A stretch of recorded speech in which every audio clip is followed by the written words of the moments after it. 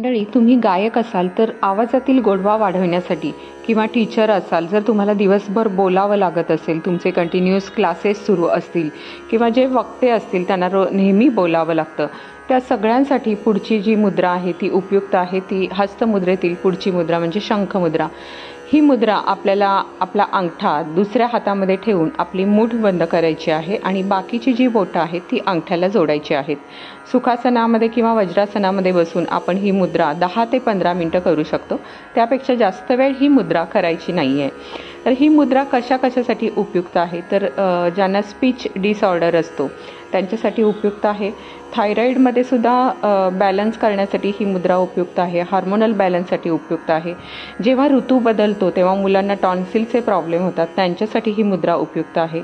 घशामध्ये खवखव होत असेल, abdominal disorder असेल, इनडायजेशनचा प्रॉब्लेम असेल तर या सगळ्यामध्ये ही मुद्रा उपयुक्त